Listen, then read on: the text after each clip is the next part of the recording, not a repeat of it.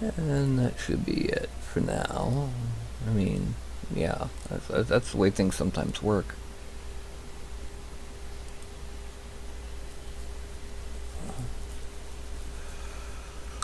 I'm still tired. Yeah, I got woken up early in the morning, and as in like 4, and was kept up for a couple hours, and then finally got back to sleep around 6:30, and then up again at 10. Yeah.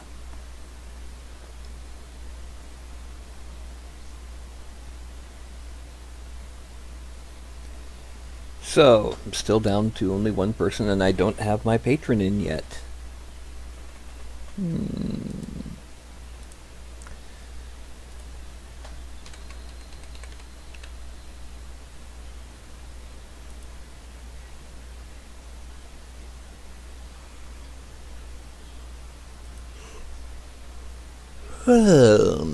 Let me see if I have someone in here. Let's see.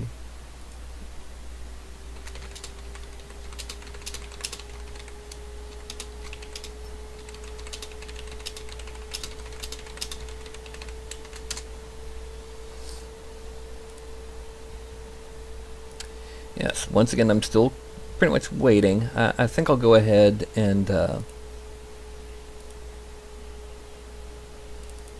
put up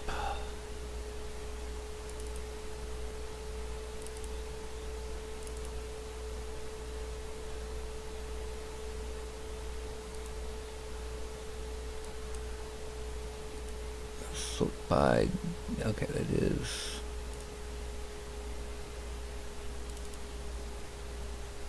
aha, here we go.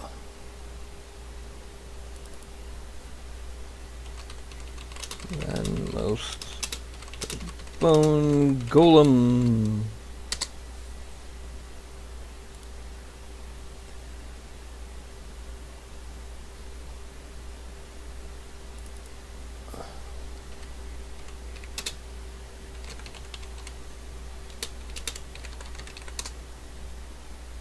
This one has to be posted separately for figure and base.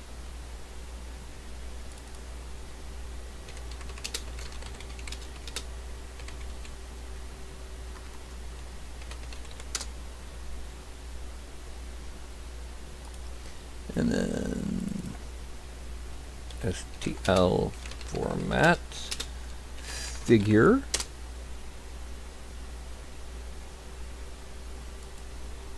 And STL format base. There. And for those of you watching who are part of the part of my patrons, you'll find out that there is in fact the bone golem and its base available now. Remember, it's always a week after the sculpt is done live that it becomes available. And since last week the other figure was only half finished, be finished tonight, this is the only figure available currently today.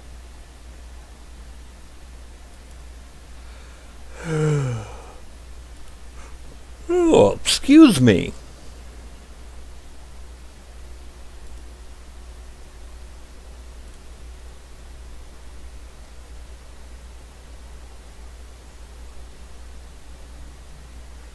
And click. Okay, so aha, we have Emilio Micheletti. Right now it's just you and me, and whoever watches this much later on, days later, months, however much later in the future. Just the two of us right now.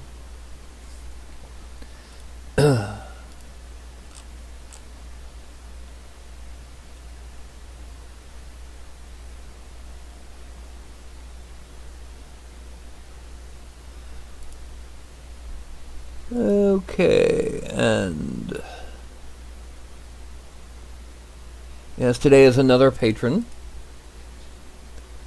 and today is going to be, if I remember correctly, Haldane Creations wants to do a form of wild dragonborn.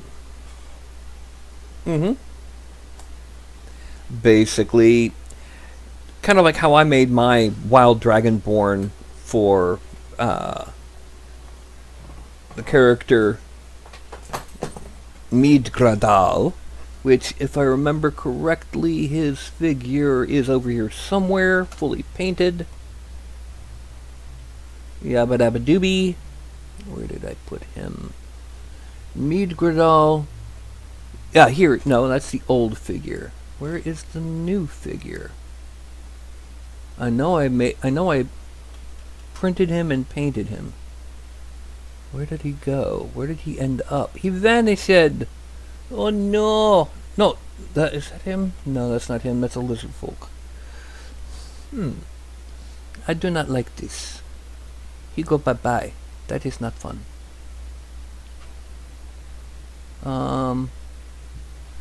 You know, it actually might help me find him if I,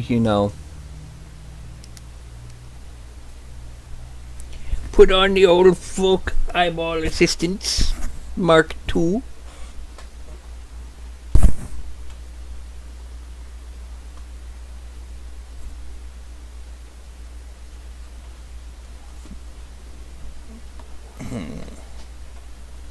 Make sure I don't hook this on my chair. I know he has over here somewhere. He's mostly white. And he's got a sword. Did he end up getting knocked out somewhere? I hate this when I can't find a figure, especially one that I was using so frequently.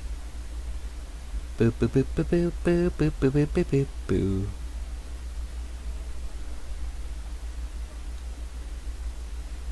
Oh, wait, what's this? No, that's a dwarf. That's an orc. I can't find him.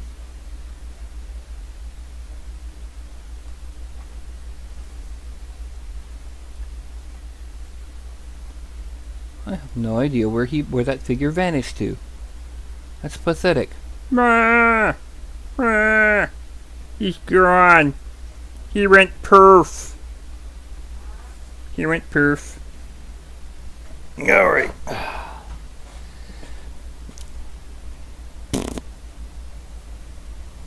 Hold on just a second.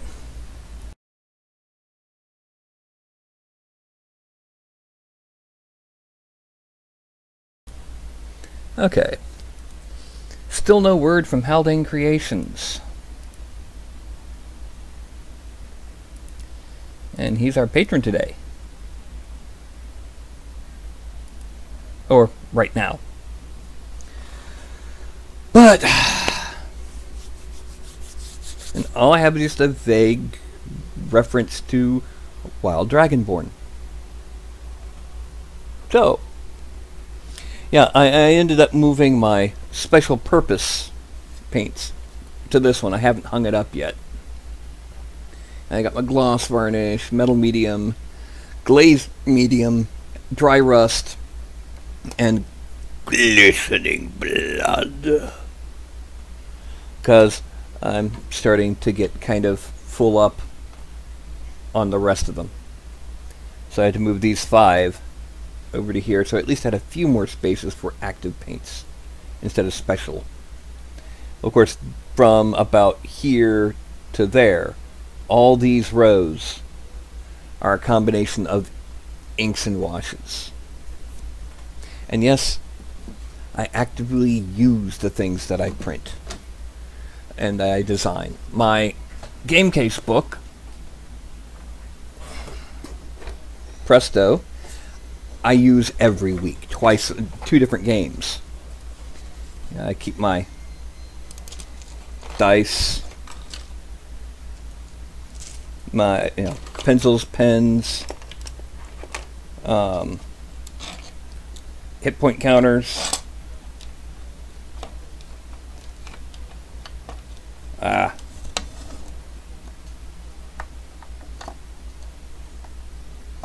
He's stuck.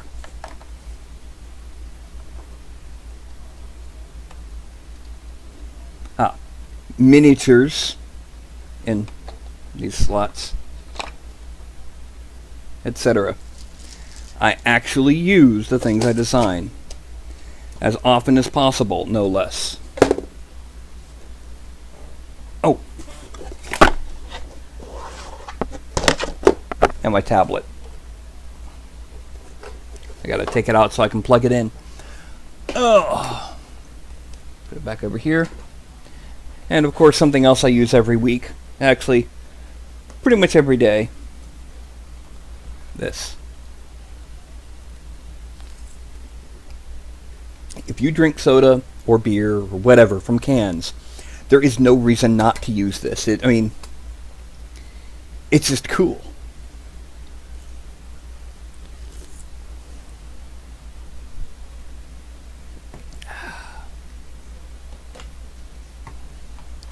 Anyway.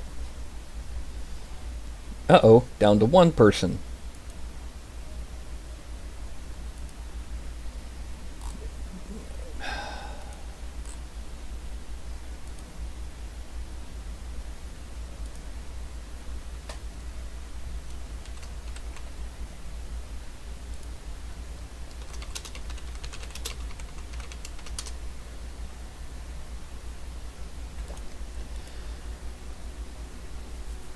Okay.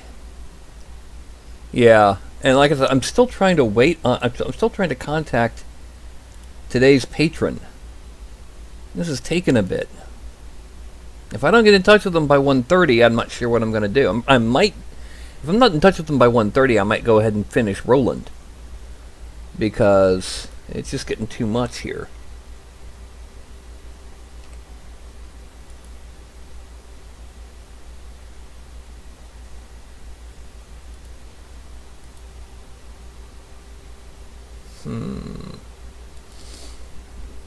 Yeah, so basically I've got about another 18 minutes of me rambling and babbling and etc. before I say, okay, he's not coming, and I just go straight into Roland.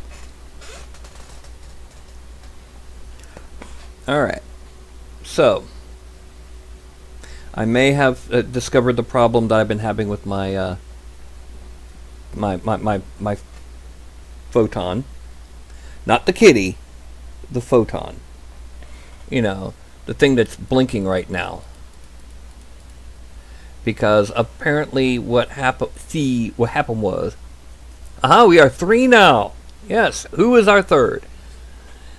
Anyway, what happened was when I was changing my FEP film, yes, I still have a couple spares left. The bottle cap I was using, what you do is when you put it in the frame, you have a bottle cap underneath it to kind of give it a little bit of slack. And hello, Mark. And apparently, I used too large of a bottle cap, and I think I stretched and damaged the film, because the overall damage on the bottom of these prints is almost in a warped ellipse shape near the center. So I may have damaged the film by using too large, or stretching it too hard against the bottle cap. I'll find out after today's show, and we're up to 4 people! Yay! And still haven't heard back from Haldane Creations.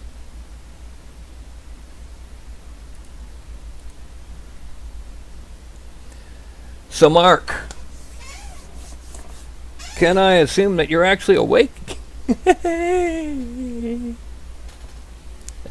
Anyway, like I said, I'm giving him until for the next 15 minutes, and so everyone say hello to Carlton, who apparently wants to snuggle.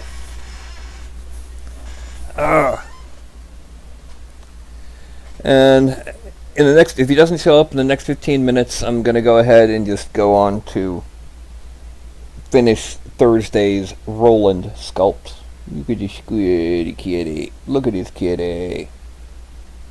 Look at him. Look how snuggly he is. Yes. Everyone say hi to Carlton. Sculpting says hi to me by burying his head into my mouth. Yes, you crazy little fur. You was a crazy little fur. Do you mind? Do you mind? This is what happens when you raise your kitties right. Although I'm wondering why he's developing that bald spot. Are you trying to roll over? Yes, he is. Which means, first of all, I got to get this. He's got one of his claws hooked in my shirt. All right. What that means is, it's time for belly scritches. Now, what cat do you know reacts like this to a belly scritch? What cat do you know just falls asleep like this?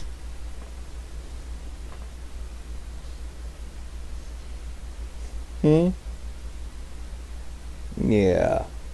This is absolute trust here.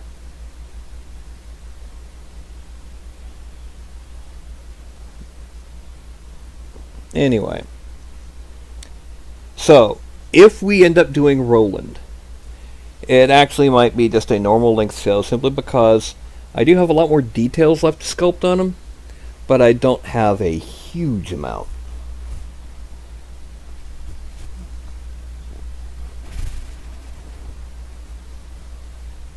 No, you can't have the microphone. I said no, you can't have the microphone. No. Anyway, so I'll put you down there for a while. You've had your fan base sated.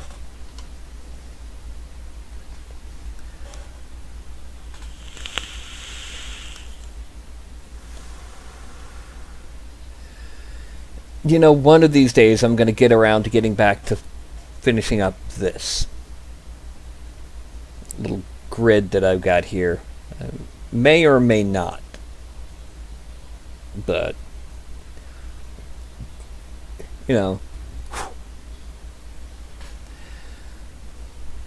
Now we have up to 5 people. Yes, we are up to 5 people.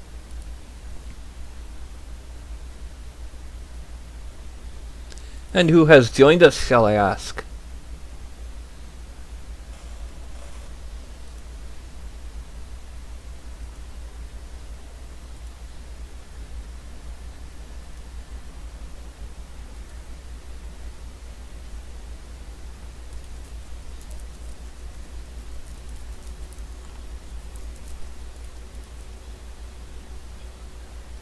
Yeah, according to that chart, there's a lot that I still have left to do.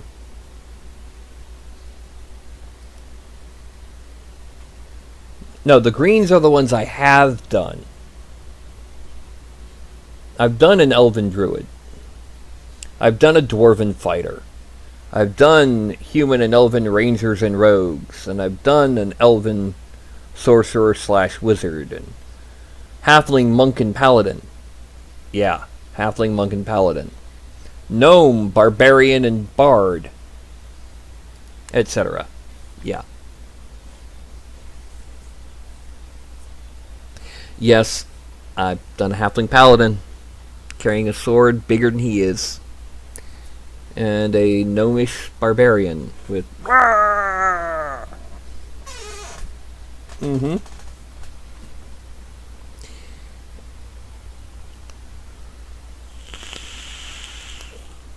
So, we have 10 more minutes for the Patron to show back up.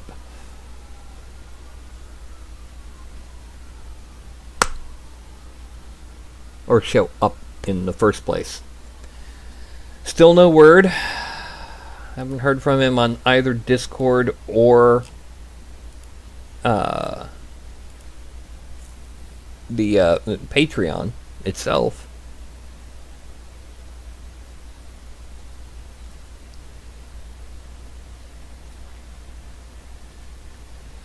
And let me go ahead and hit refresh on that page, see if there's been any word back. And no, there hasn't.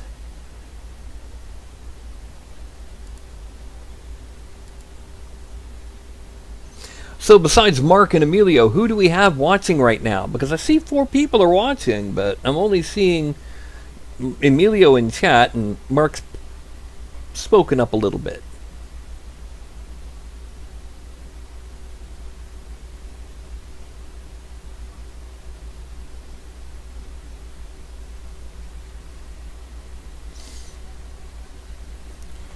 If you're subscribed, click the bell icon. Down there. If you're subscribed, hit the bell. Anyway. Meow. Meow.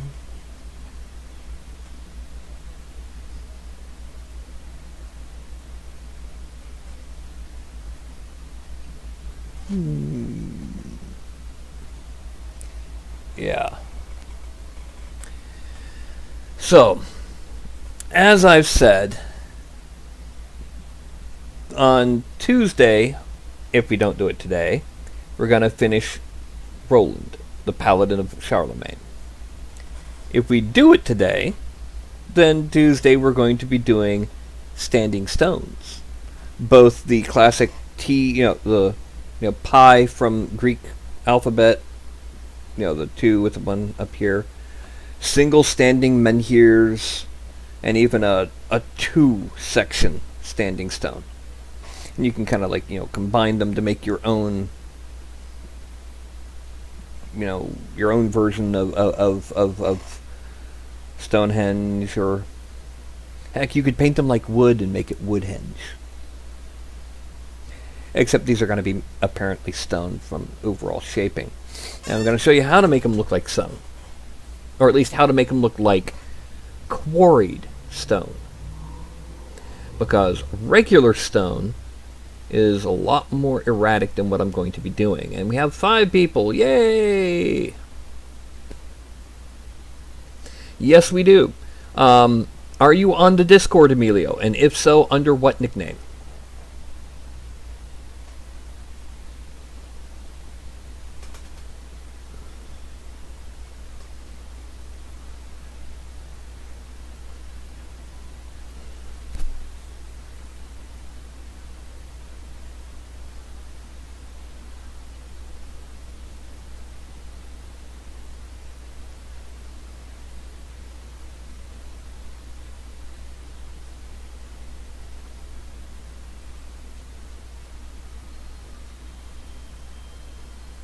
Gregorio. Okay.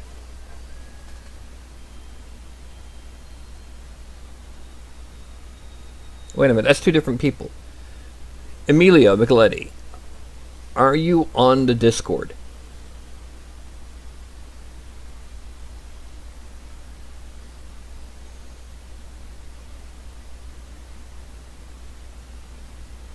If you're not on my Discord, it's right down there.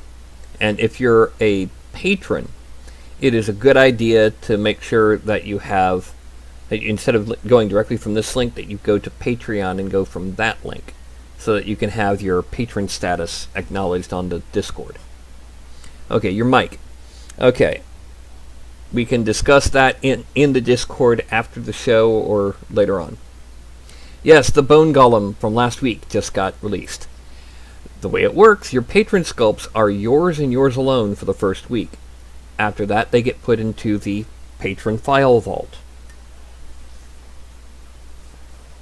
So,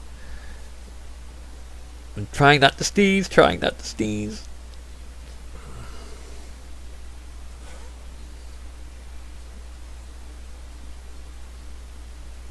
This is what a 13-year-old cat does with a finger that it has known her entire life. And then puts it under repentance. Yes. Ah! And hello, Andrea. Let me check one last time for the Patron messages for now. No, there'll be one more time after this. And that's going to be right at 1:30. Central U.S. time.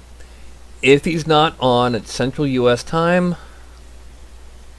well, then it will be time to finish Roland. And hello. So. Hey. Hey. Yes. I had to do that. Had to get a kitty kiss from the kitty.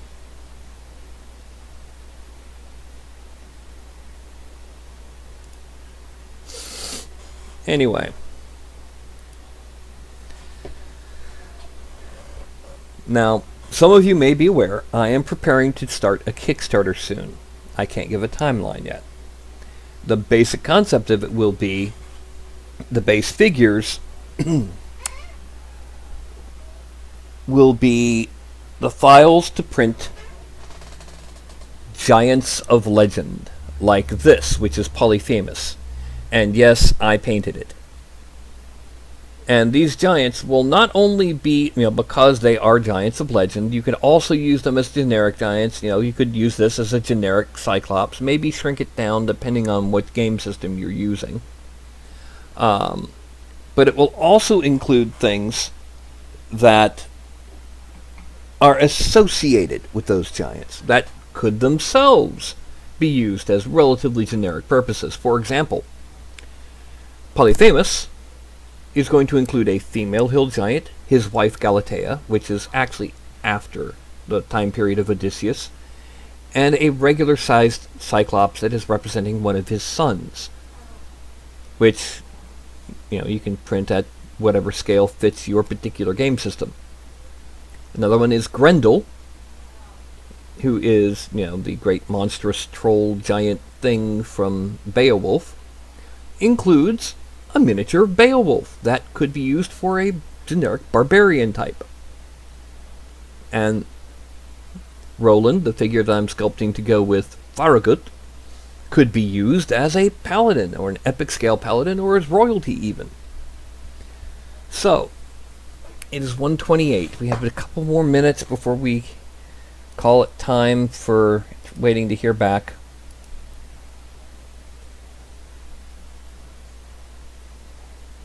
So, tap, tap, tap.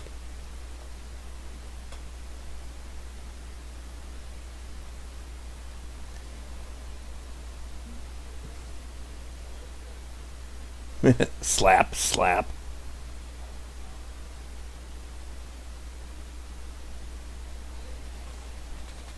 It is 1:29. I'm going to go ahead and decide that it is probably time for, yeah. That seems to be it. So what's going to happen is, I'm going to go ahead and click there. If I remember correctly, there were two things that were missing from our version of Roland in the sculpt, and one of them was his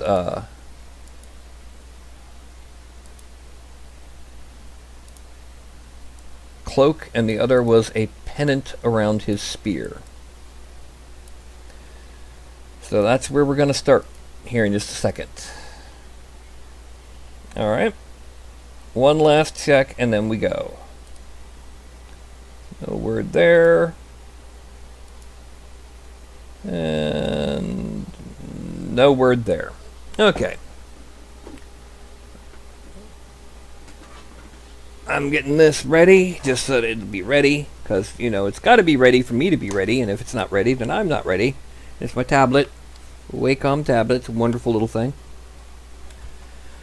And what we're going to do is we're going to start off by going, instead of going straight to ZBrush, we're going back to where things began.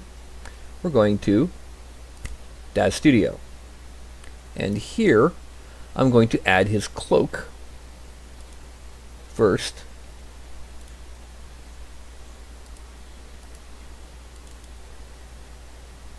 And then I'm going to add on a piece of drapery. This is a generic figure that I created. It is nothing more than, I'm going to select them alternate.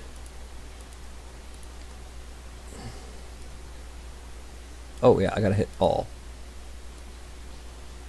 It's nothing more than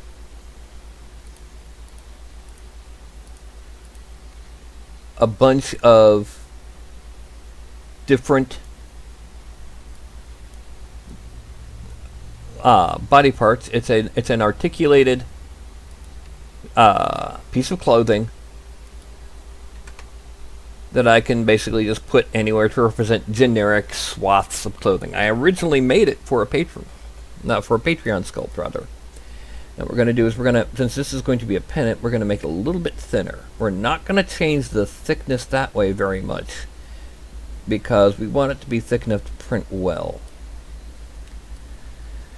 And then we're going to make it a little bit shorter. Then we go back to the first one, to the front view. And we are going to maneuver this over to here. We're going to rotate it until it's about the right angle. And while we're at it, let's go ahead and slide it down a little, so that's starting below. Okay, now we're going to the right view. And we need to rotate it a little this way. Whoop! No.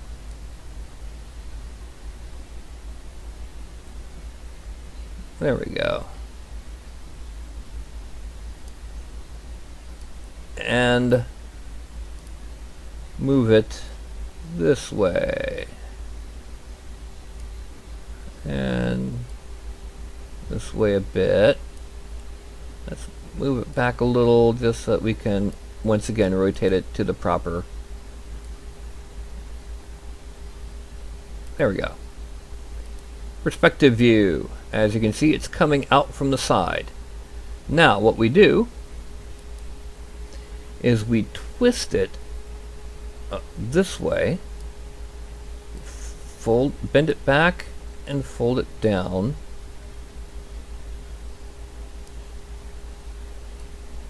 And that might have been too much. So we're going to make sure that it's doing right. And then we're going to take our drapery one. We're going to bend it kind of, whoa, wrong way. We're going to take it from the red and bend it back that way.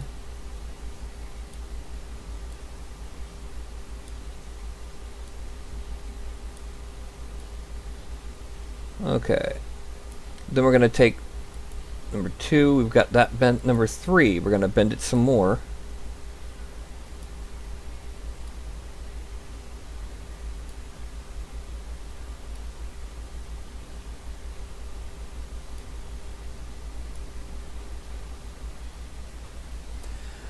And then from here, it's all just getting fancy. Okay, so 4 through 6, we're going to side to side it a little bit like that. We're going to twist it like this. Actually, let's undo some of that side to side and let's undo some of that bend. And then we're going to go strictly from this one, and we're going to side to side it a little bit more. Or no, we're going to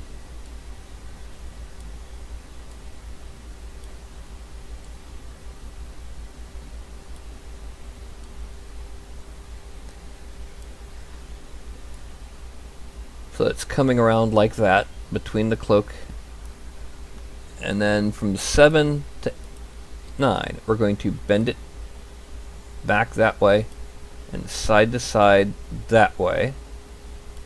and twist it that way. And that's going to be our pennant.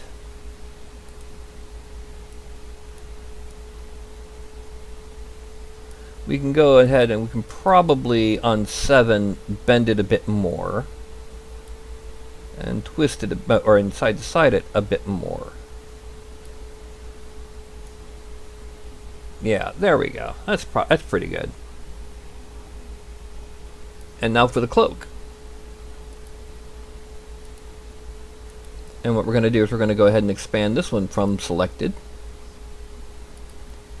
and close up the collar pieces and the thigh pieces, because all we want really is from center cloak 1 down. And as we can see, it's kind of dangling kind of that side. We want the cloak to kind of follow some of the lines of the actually, hold on a second. One thing we're going to do, we're going to bend this part in the opposite direction. And that way.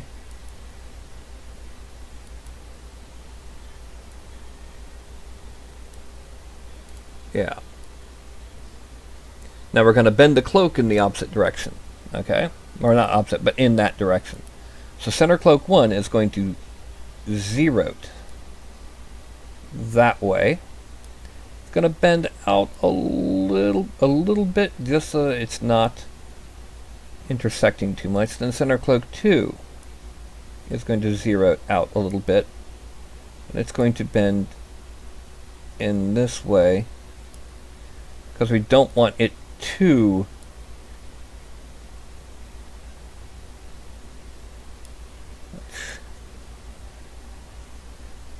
okay. Then we're going to go ahead and select left cape 2.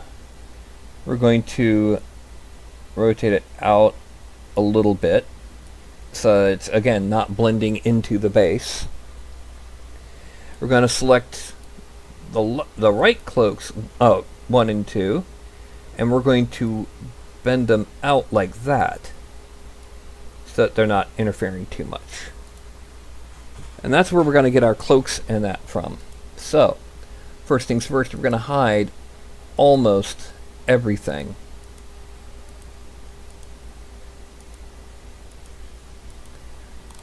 And we're going to actually have them be separate pieces. So, for example, this will be the cloak. Export. And we're putting this in Patreon Minis, new. Oh no, this isn't. This is in Titans of Legend, Farragut, Roland. Cloak. Accept. Then we hide the cloak and make the drapery visible. File, export. Pennant. Accept. Okay. Then we go from here. ZBrush. We go load tool. And it's in Titans of Legend, Farragut, Roland body. And it loads everything that we did last week. And I then click and I draw it on. And I click edit. Frame. And now in subtool, I need to append Polymesh 3D. Click it, move it up, and import pennant. Okay. Then I append another polymesh. I guess I got to scroll down a little. Move it up. Yeah, so it's right there. Import cloak. And as you can see, we now have our cloak and pennant as geo on our buddy Roland here. However, we're going to hide all that. We're going to hide everything, because the next step is actually to make his hauberk underneath all of his armor. So what we're going to do, first things first, we need to shrink the mouse about there, and we go to stroke and make sure that we have it open to lazy mouse so we can turn it off where needed. And we're going to turn on size memory so it'll remember how big things were. Now what we're going to do, we're going to draw on, we're going to turn focus shift all the way down, and we're going to draw on, no, we're not going to do it, we're going to do it here. We're going to make it a long-sleeved male tunic. Draw on where the trim will be for these, for the edgings, the leather trim that they're going to put at the end. Actually, why do I do it like that? Why don't I do it the old-fashioned way? I just line it up and draw. Oh, no, because I've got it the wrong angle for that. There we go. And draw a section. Then I come around to this side and I do the same thing here. Draw a section. And then make sure that the mouse is about as wide. And then make sure that the mouse is about as wide. And I draw on the bottom edge. And it doesn't matter as long as I get the very... It doesn't matter if I slightly go underlap. As long as I don't get onto the leg itself.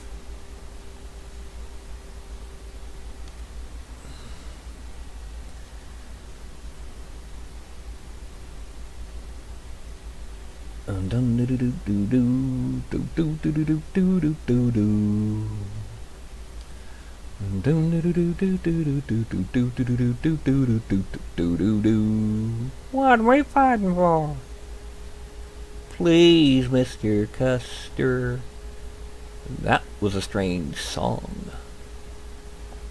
If you're not familiar with the loony little novelty song I was singing, it was called Please, Mr. Custer. And what it effectively was about a cowardly soldier under General Custer who had a dream that they were going to lose at Little Bighorn. And the end result was, he was like, I don't want to fight. Why are we here? We're going to lose. And they don't want us here. And it was from the 50s. It was one of the first anti-war songs, though admittedly it was a bit of a humor song more than anything else. Now we're going to call this, we're going to go down to extract thickness of 0.03. Extract, accept. Then we're going to draw, and we're going to delete it because there's a problem. And that's under here. It's too much under here. We're going to kind of clean it up right here.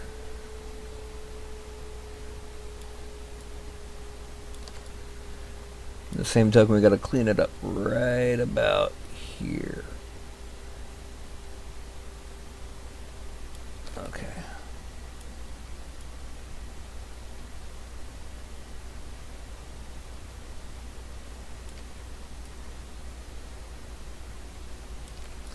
Okay. That should do it. Oh, actually, no.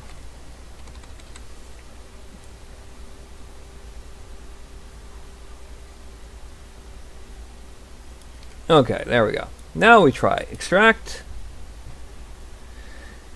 Okay, now we accept. Frame out. Draw. Select him, draw. Go to geometry. Now we undo and delete that, because we need to have it not quite so thick. So 0.02, extract, accept. There we go. That looks a lot better. Now geometry. We are going to Dynamesh at 256. Looks good, and now we subdivided a few. Now we go back up to him and we go to transparency, because what we're going to do is first we're going to draw on just a very basic, we're going to, this won't really be visible under the armor, the neckline won't, but we want to make sure that we have at least a partial fold under here.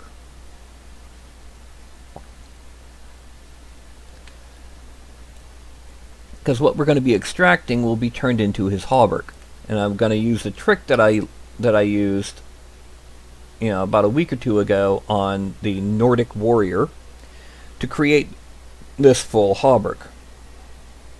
This will be what's underneath every bit of. This will be what is underneath every bit of armor that Roland is going to be wearing.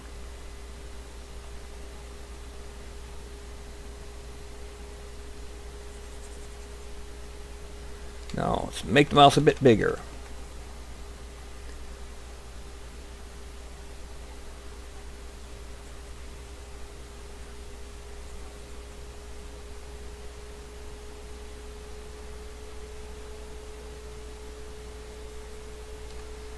Okay, and then we're just gonna come around back here.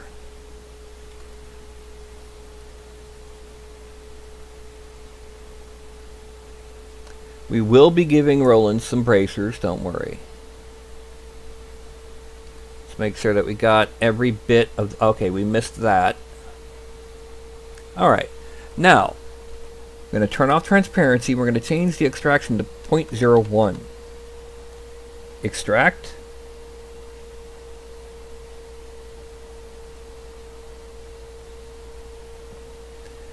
Okay.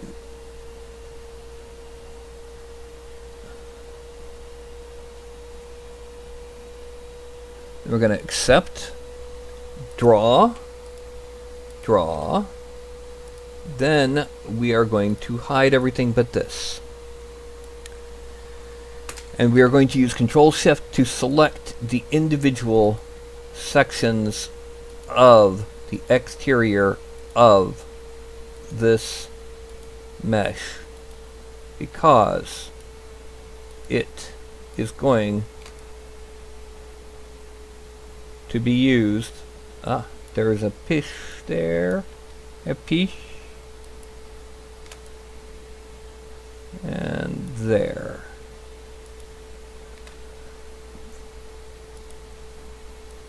Now we select this and add visibility, hide points. It hides anything that's not masked. And then back to geometry, where we go to modify topology, delete hidden. There. The only part of this that's now there is that outer initial skin. So now we're going to Z-remesher. Z-remesher, not Dynamesh. Dynamesh will close off these holes. We don't want that yet. So we click Z-remesher, and it will process. It'll take a few, and it'll turn it into a bit more standard topology.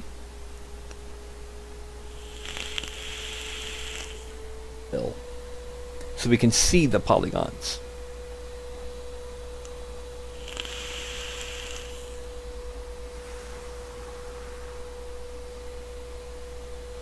Okay. Now, we are now turning off adapt. Turn it to half. We're going to take it very, very, very low polygon. And we are then going to take this and we're going to export it. Export under Farragut Roland as Hauberk. Just to show you, it is not a perfect fit, but we'll deal with that in just a minute. Now, I need to open up a new program. You can do what I am about to do in almost any program. I am only using this one because it is fast. It is called UV Layout. Load. I set it to polygon type and new. 3D printing home, meshes, Titans of Legend, Farragut, Roland, and over here I select the Hauberk. And at first it's only a small window, but I need more, so I click that and it fills most of the screen. Now, I'm going to select that vertex with a Shift C, and it makes a loop all the way around. I'm going to click there and there, so that it cuts underneath the arm and down the side. Then I'm going to click here, and it makes a loop all the way around. And I'm going to click here and here. Now when I hit enter, it moves that away. And it does the same here. Now I hit Shift S, and it splits that, and it splits that. D drops it to UV space. Now I'm going to go ahead and click here and here. I don't need that, because what I've just done is I've given it a forward, a front and back, because we want both sides to have front and back. Now, these shells need to be flattened, so I'm going to hit F, select them. I select them again, and I go to Optimize, and run until it's flattened. Okay, that didn't take very long at all. Now I'm going to rotate these so that the orientation,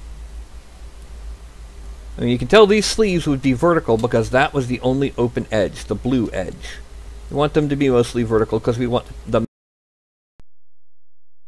We're going to do the same with the front and the back.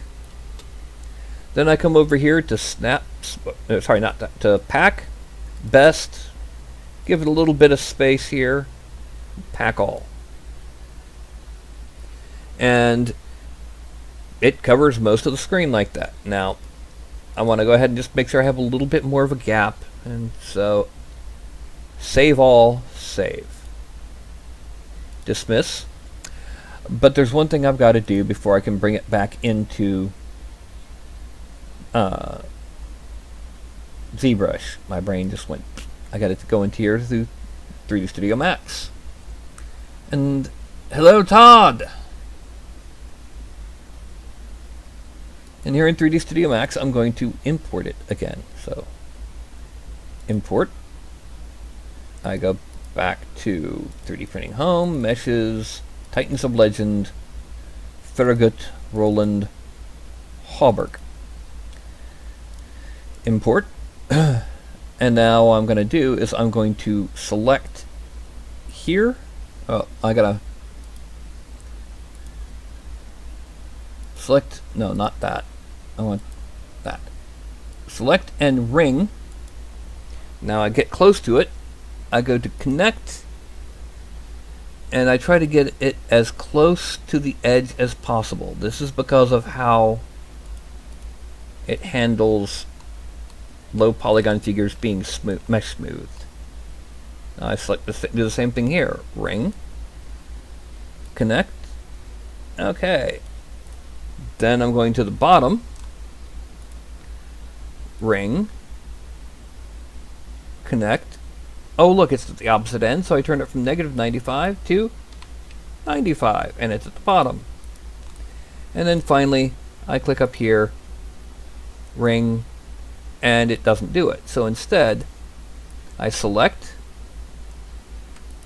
I grow, and I deselect.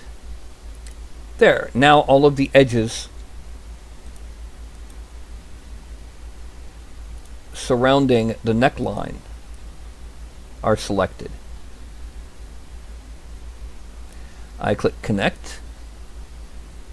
Okay.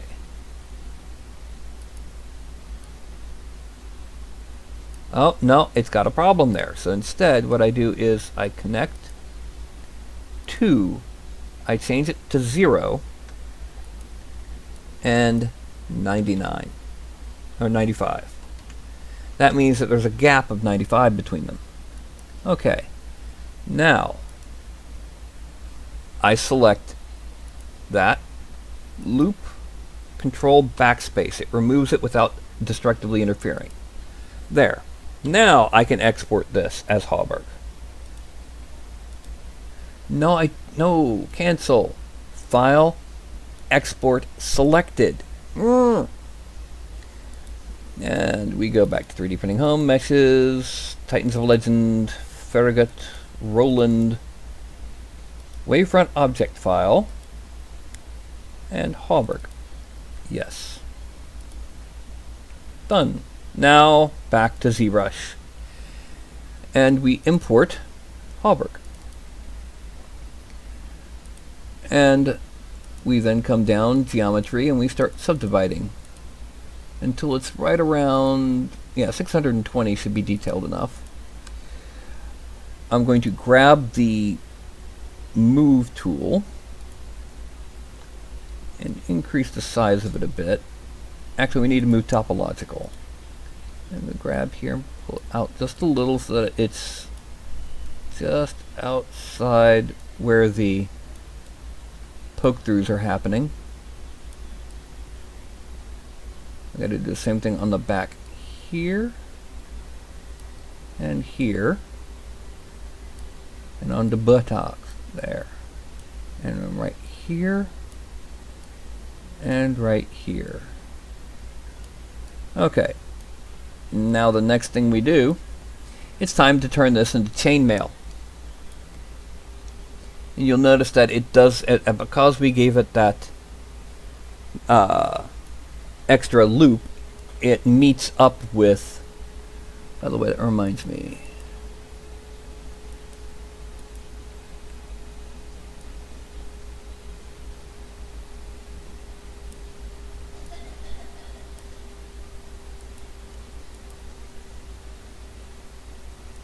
yeah, there we go. It does fit over the Hauberg. Okay. Now what we're going to do is we go down to surface noise. Alpha on or off, we turn and we select from our alphas the chainmail one. We reduce basic noise to 0. We increase the strength quite a bit. And we reduce the scale. And we change it from 3D. Wait a minute. Cancel. Cancel. Fark me.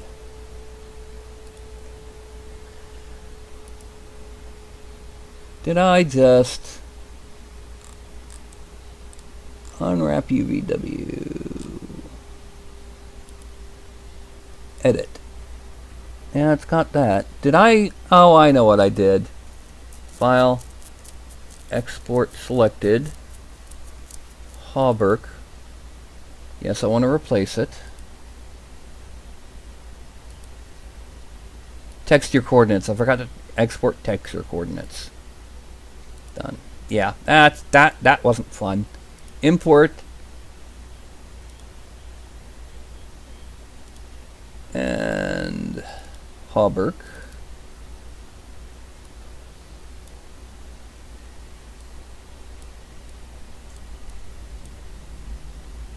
Geometry, divide it several times.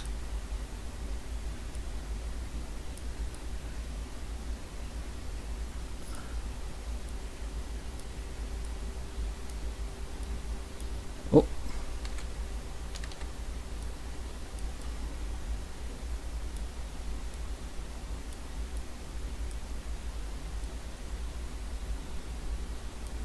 Okay, and here. There we go. Now, About it one more time. Bleed lower. Surface noise. There, UV is available.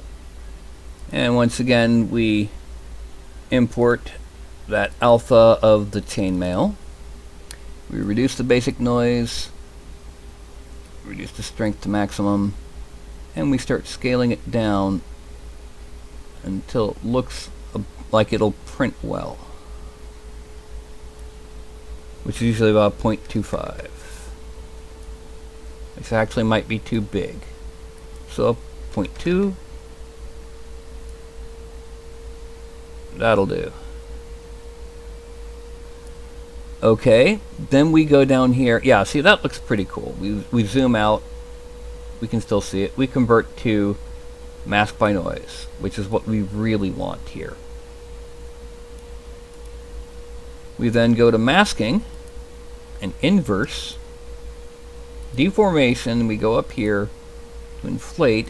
We inflate until it looks like it's almost coming out.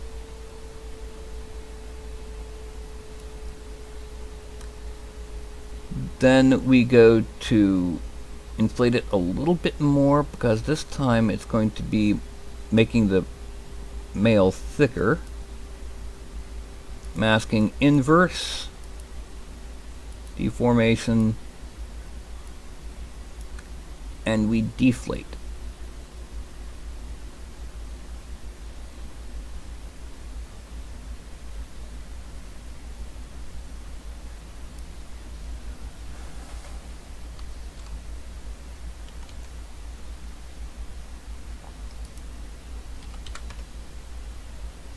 Okay. And then we hit it with one more layer of subdivision. And we then hit it with a polish. Let's start off with a 5. Okay.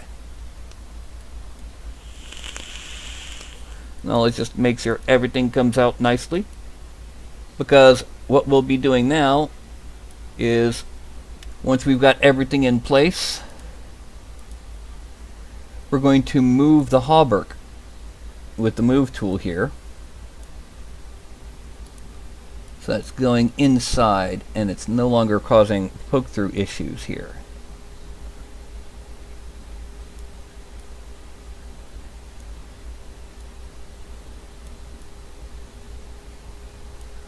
I've got to hide that cloak, it's getting in the way.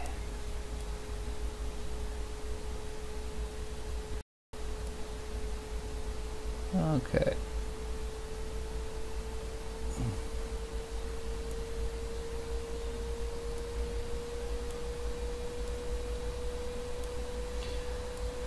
So as you can see, what we're doing here is we're making sure that the hauberk doesn't go through the other geometries,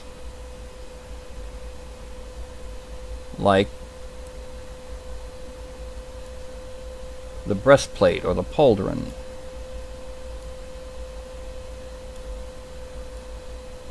The back plate, because chain does not penetrate steel like this in real armor.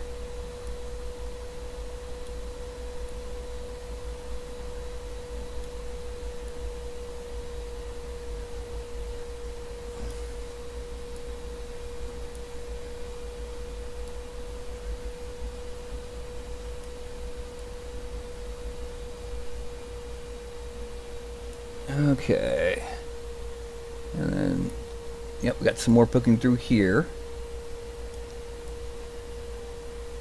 and under the underarm here, which we're going to pull up this way.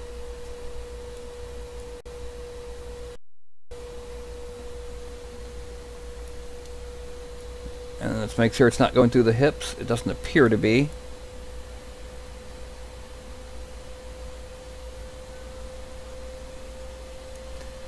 Now what we're going to do is we're going to take that hip armor.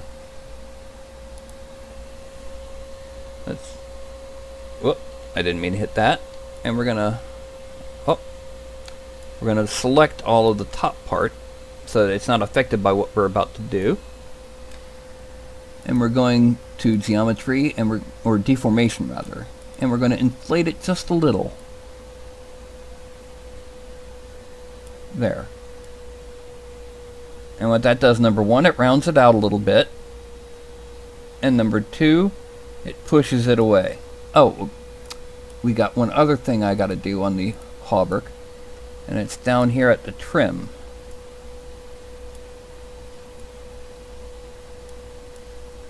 And yeah, it's happening in the back too, so we got to make sure we go through the trim. And yeah, it's happening in the back of the waist plate.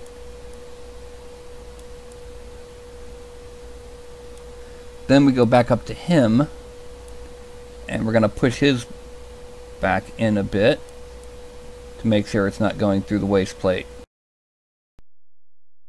And there we go, we have our hauberk done.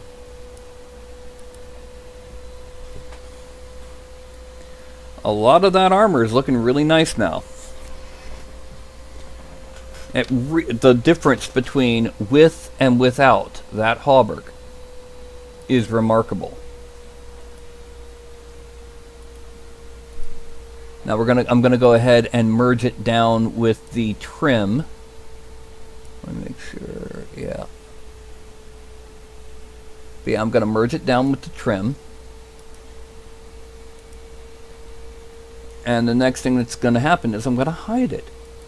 But why did I go through all that if I'm just gonna hide it? Because we need to make his bracers. Okay. And hello, Kim! We are finishing Roland since my afternoon patron did not show up.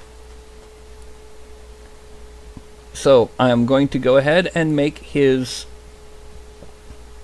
bracers. Let's go ahead and hide all of the rest of this extra. And we're going to shrink this.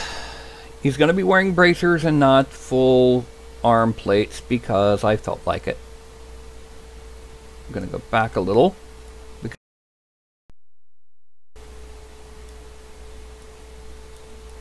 And we're going to erase that. So it's got, oh, so it's got kind of an angle to it.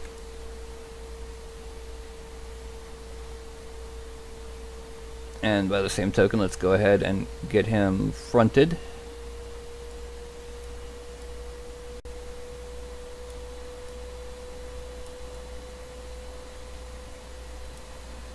We're going to go down to there. Then pull down. And we need to pull down to there.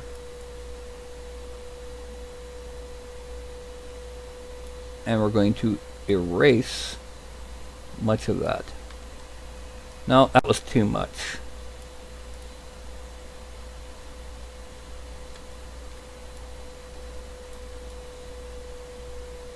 Okay, there we go.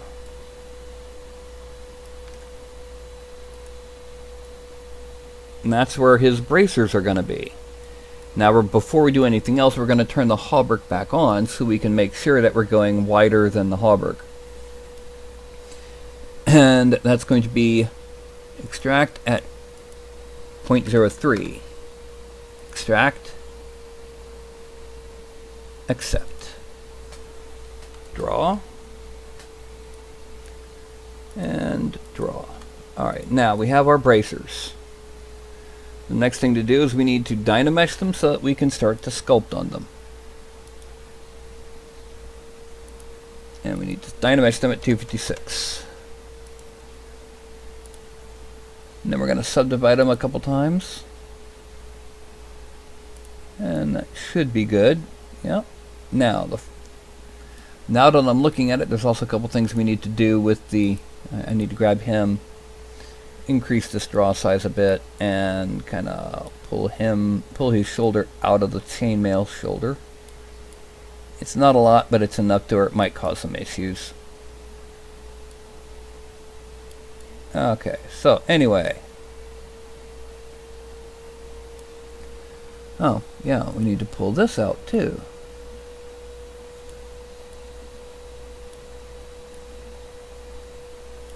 Okay. So anyway, we have our bracers. Frame. Now what we're going to do is the first thing we're going to do is we're going to use seam 16. No, we're not going to use seam 16. We're going to use the orb cracks. We're going to shrink it, and we're going to turn off lazy mouse. No, we're going to leave lazy mouse on. We're going to go up to 26, and effectively just burp.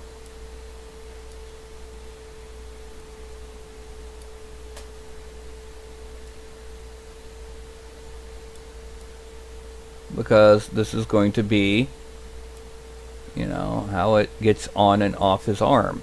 You got to have a seam somewhere.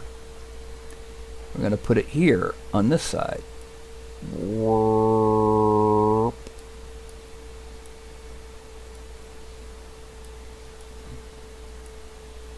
Okay. Then we're going to draw in seams, seam 16, to represent overlapping plates.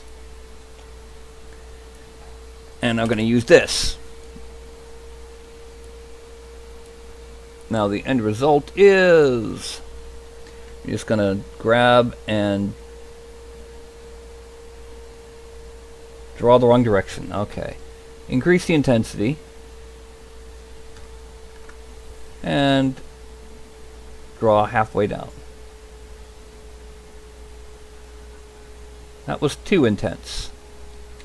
So I'm going to change it to 15.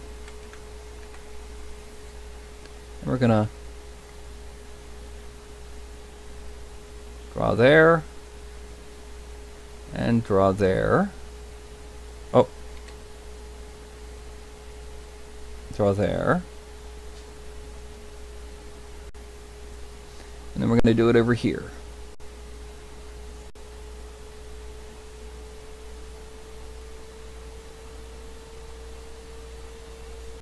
There. And about there.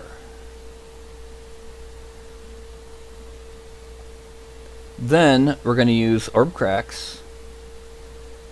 And we're just going to draw on a general shape.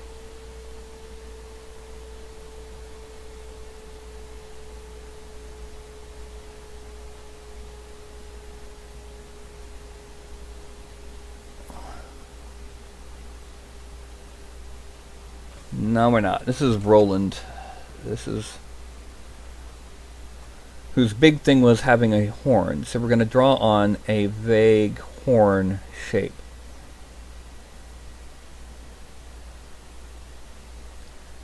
And for those who are unfamiliar, the very last book, chronologically, not necessarily in order of publication, the very last book of Elric of Melniboné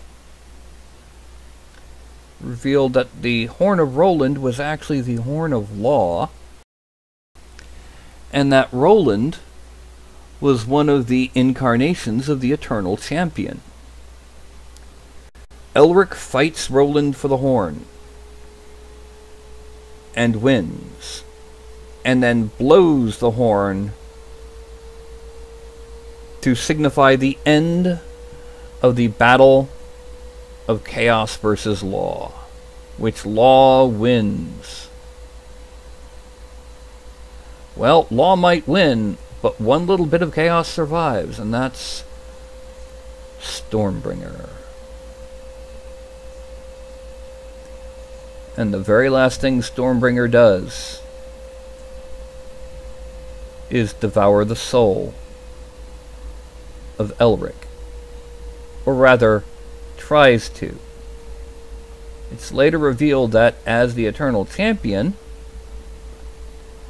even Stormbringer could not devour the soul of Elric.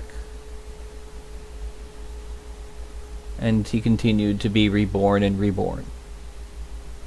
Okay. Now let's frame back out. And let's put on the rest of the armor pieces, and let's see how he looks so far. Including cloak, spear, and pennant.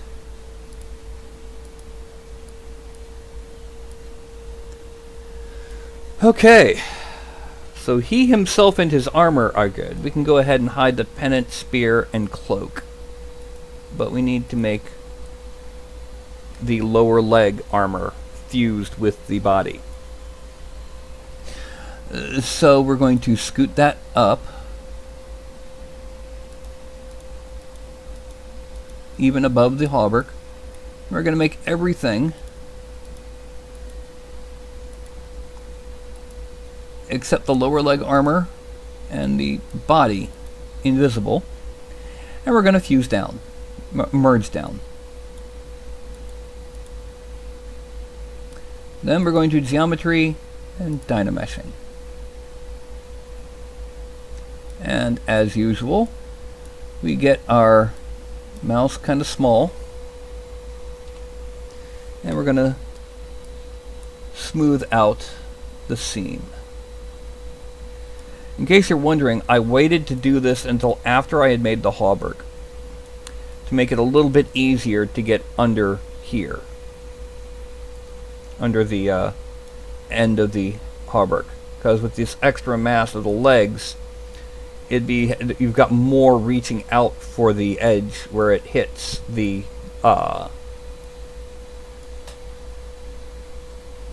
bottom of the skirt. But by doing it with these invisible, hey, it worked. How absurd! For those of you familiar with that, absurd is hilarious. Thank you to its creator, whose name I cannot think of at the top of my mouth. Top of my head. My mouth doesn't have a memory. If it does, I'm in deep dookie. Yes. Absurd is the kind of character I would make on my Wednesday games. Just for the sake of being as goofy as possible. Okay.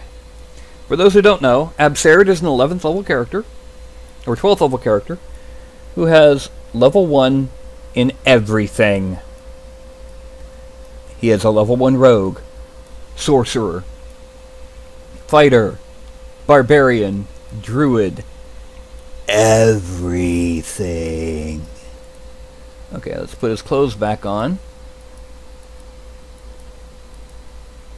We're not going to worry about anything but the clothes, which means that next up is the cloak. And what we're going to do with the cloak is very simple. The cloak is just going to, we're going to subdivide it a few until it looks smooth. And we're going to dynamesh it at 512.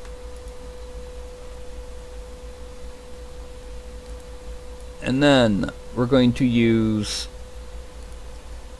clay buildup with the round alpha 1, and a much bigger mass.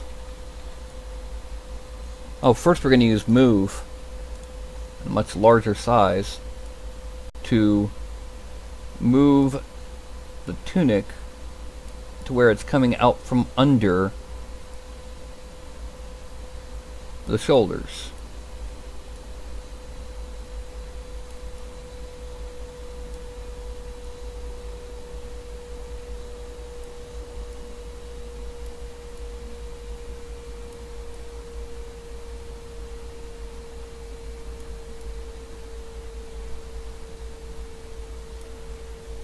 This way,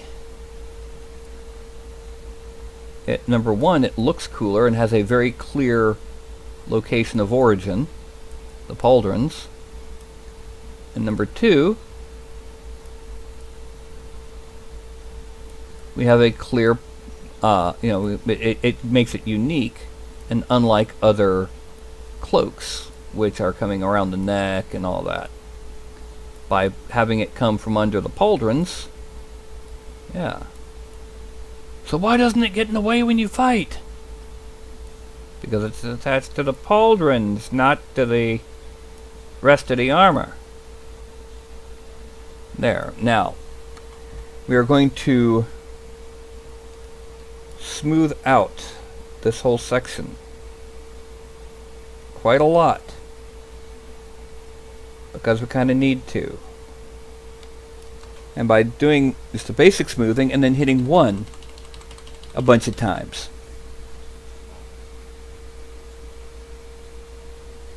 That helped, but not a lot. It helped over here mostly, so we need to do it some more here. We're also going to smooth out down here.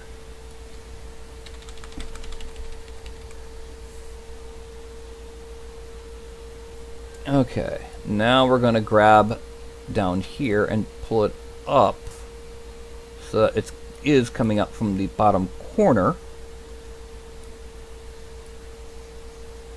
We're also going to grab down here and pull so that it's forming the kind of shapes that you see from something that hangs by one corner.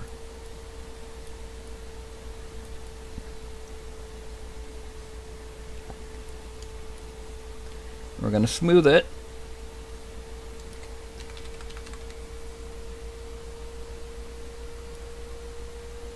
And now we're going to use the clay buildup tool. Yay! And what we're going to do is we're going to make sure I'm using the point and not the back end, because the back end's going to be problematic. We're going to turn off lazy mouse.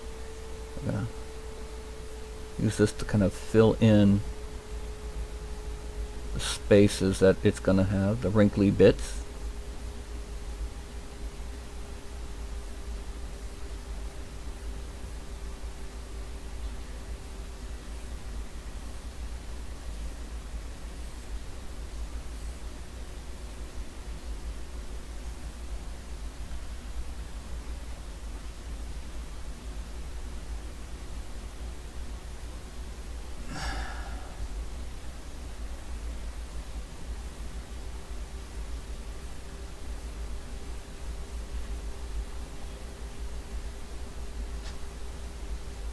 Now it's looking like we're getting rather erratic here. We kinda are, but we're not really. I'm going to be simplifying this a lot here in just a few minutes. I'm right now just trying to get the basic forms and shapes right, so I can see where they're going to be coming from.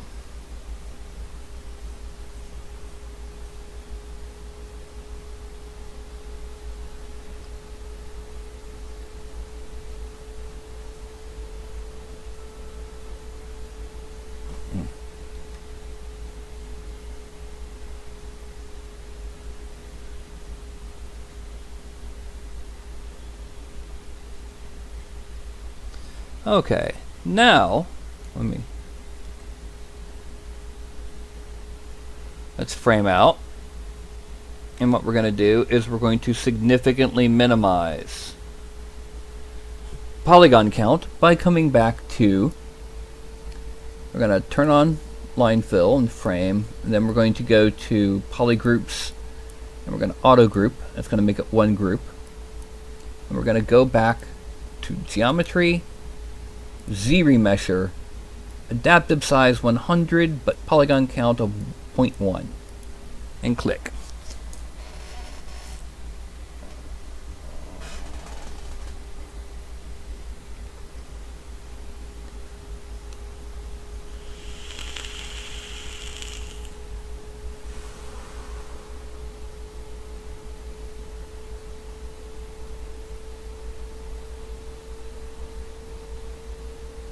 Okay, now we're going to turn off adaptive, go to half, zero mesh.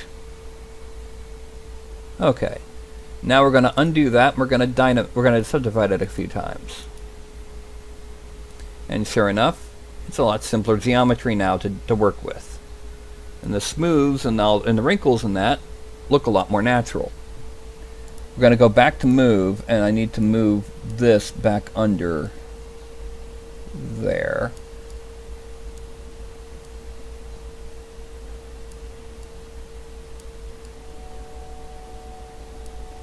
Okay, and then we're going to go to slash, and under slash we make sure we turn off lazy mouse. We turn the intensity down to about 14, and we shrink it to about a little bit larger than the size of most of the wrinkles. And we basically go in and we go under these wrinkles. Nuts.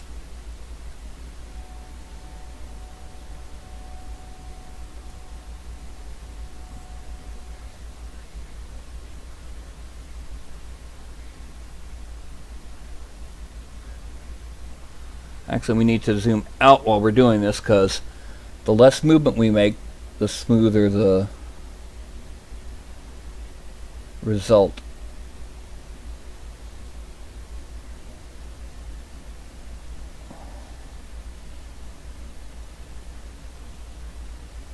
And then gonna just come in that way. No, we're gonna make it bigger and come in that way. Okay, now we're going to shrink it again, and we're going to switch to add and drop it down to about 10. 9 will do. And we draw under these wrinkles.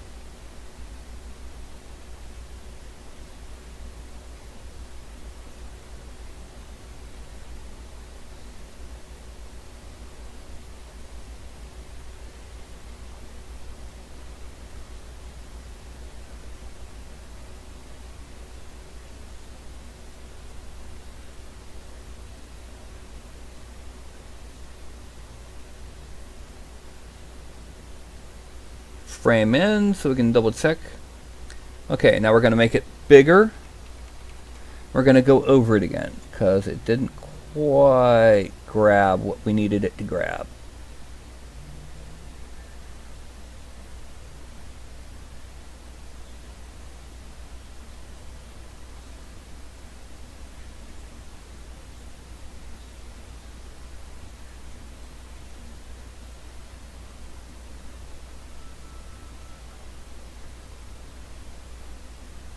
And coming down.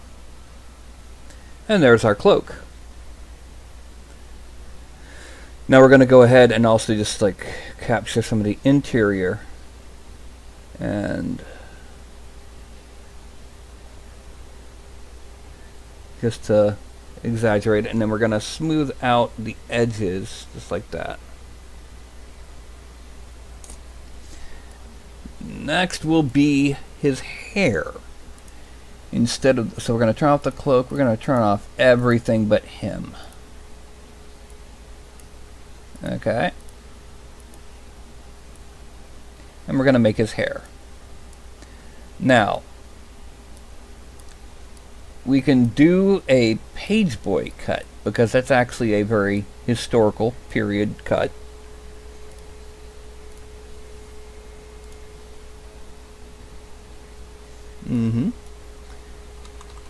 Now, basically what we are going to do, however, instead of the page boy cut, we're going to leave him clean shaven. We are going to give him more of a Fabio style. Long hair, etc., etc. It'll be all wide and poofy.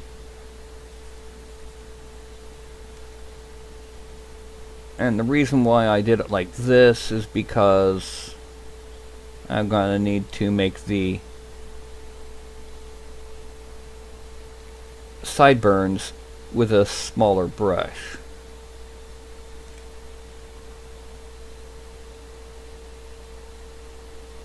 We're also going to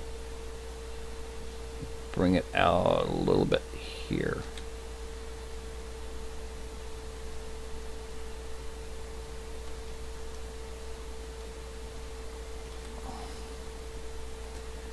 And we're going to bring this down, because it's going to have one brush that's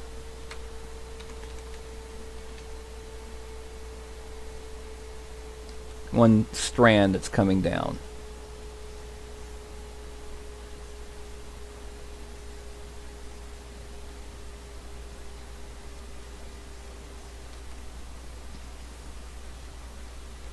Okay.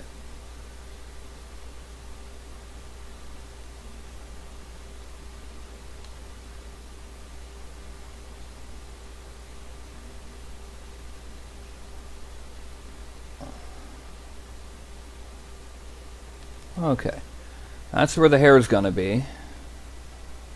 Now we need to make this one a little bit longer.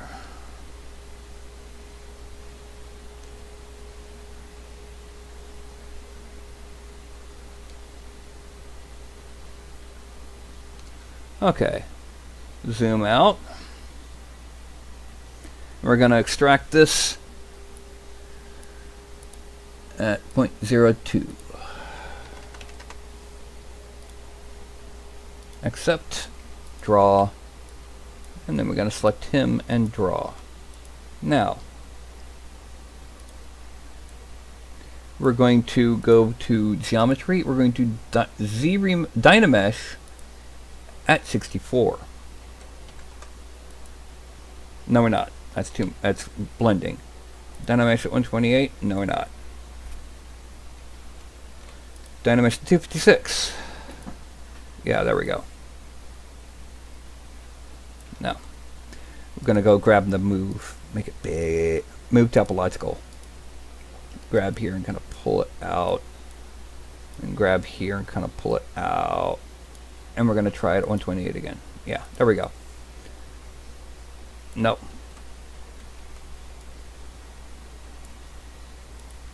There we go. Yeah, that'll do.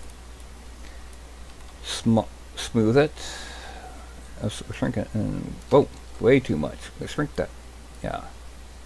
We just want to shrink the sideburn part and the front part.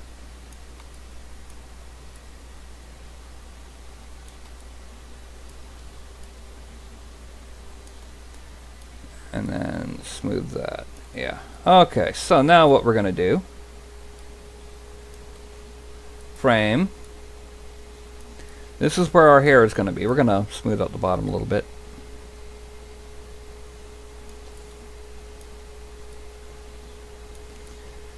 Frame. And then we're going to subdivide it a few times. And go to slash. And shrink it. And go back down to 12.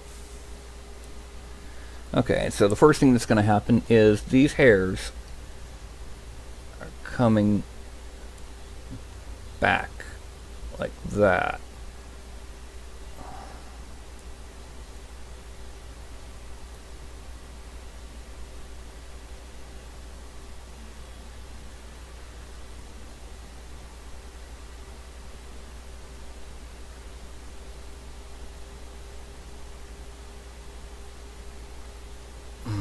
And then we're going to kind of bring these in.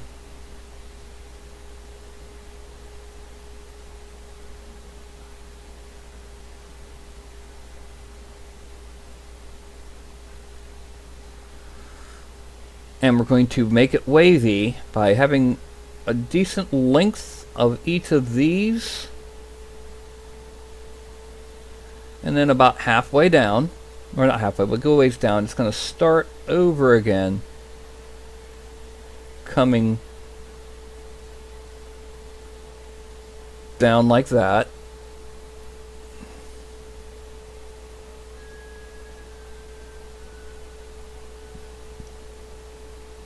And then again, we're going to start part way down and come out.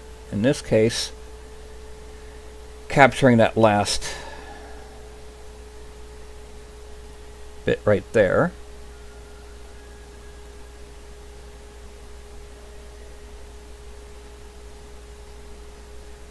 Well, before I do this, I gotta move there.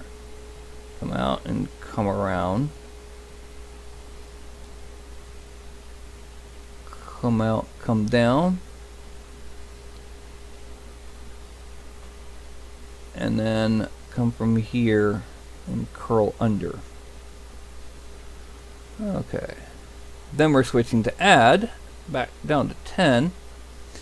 And we're going to come in and we're going to draw in back. Oh, that's way too strong. About that intensity to 8. Front to back, down to front again, near the bottom. Oh, that's way too strong.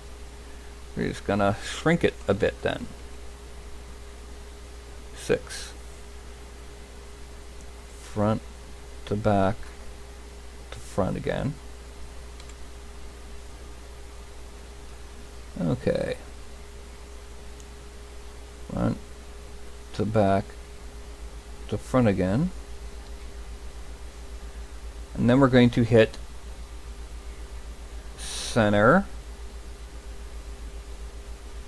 Going back. Actually, let's make it a little bit bigger.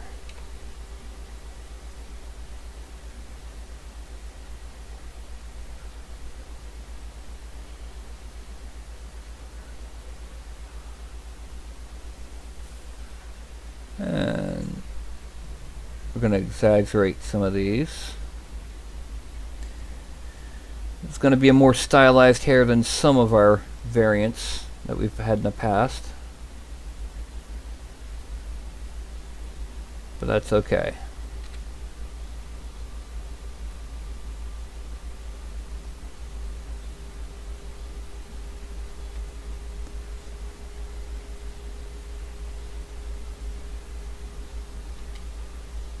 Okay, and then what we're going to do is you're just going to continue just kind of randomly taking whichever side we want for whichever peak. It'll help make it a little bit more wavy.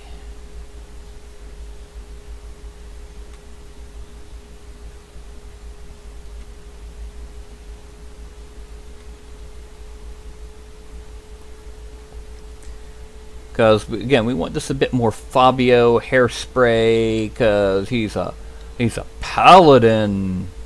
Matter of fact, he's technically the paladin, because he's the inspiration for the term for the night, not just the character.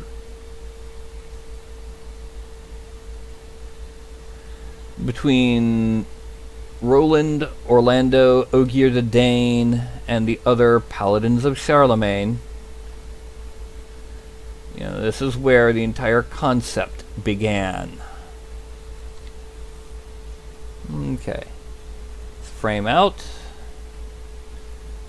And then what we're going to do is we're going to make the clothing visible, just the torso part of the clothing, including the cloak, so that we can see what we need to do with the hair to move it and make it visible.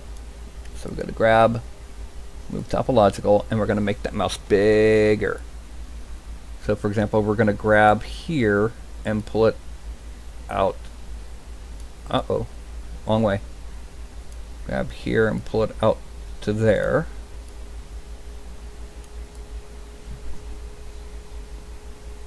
And then we're going to make the mouse bigger, and just grab it and pull it out so it's on top of the back of the armor.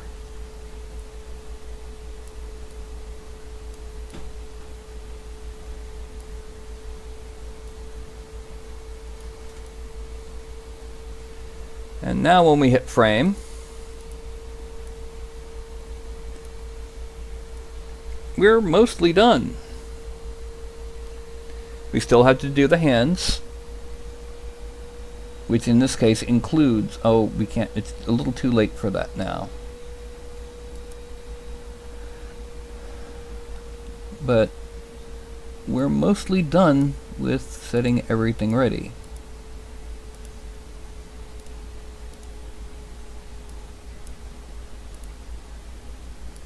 Okay. So the next thing we're going to work on is the pennant.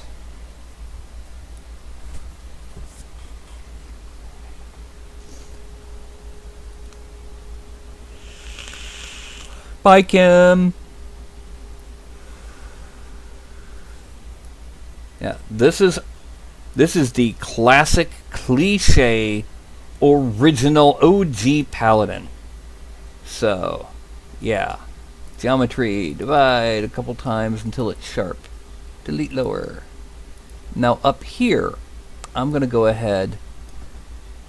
I'm going to Dynamesh at 768. The spear. And I'm then going to come up and I'm going to select here.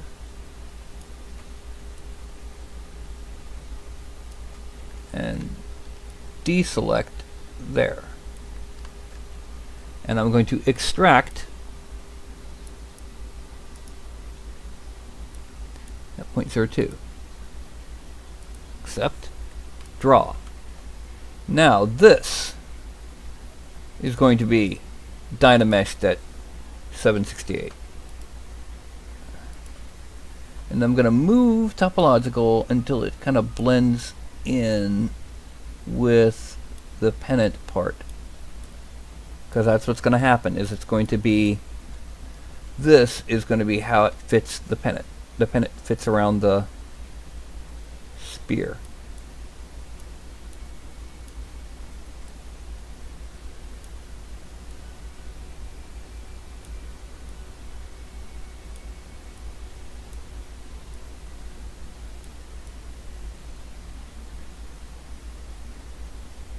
Okay.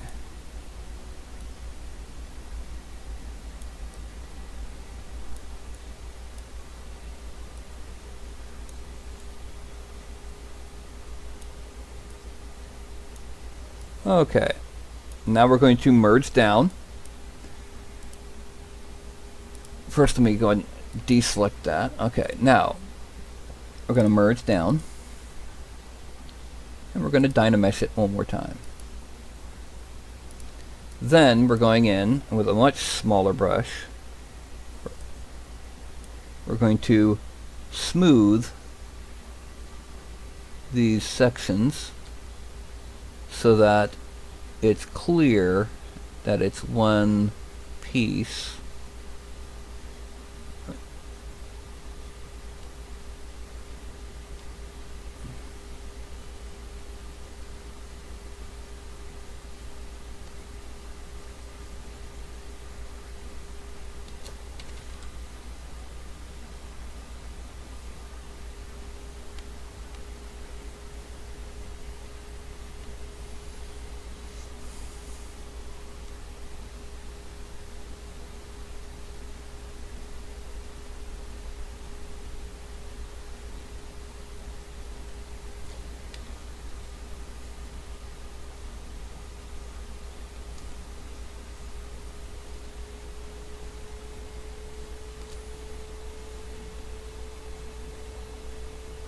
Okay.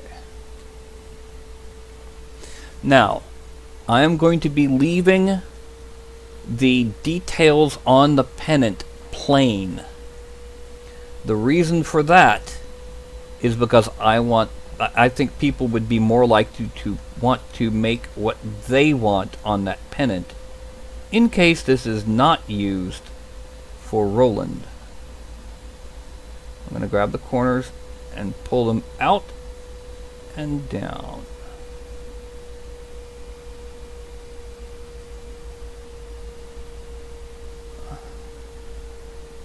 So that we have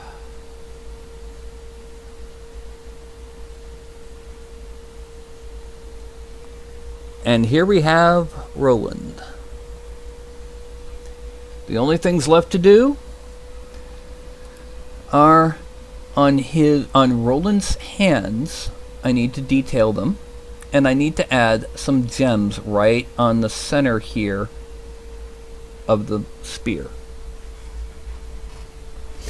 Okay, so we're going to go ahead and hide everything. We're just going to detail the hands. So, we're going to start it off with Inflate tool.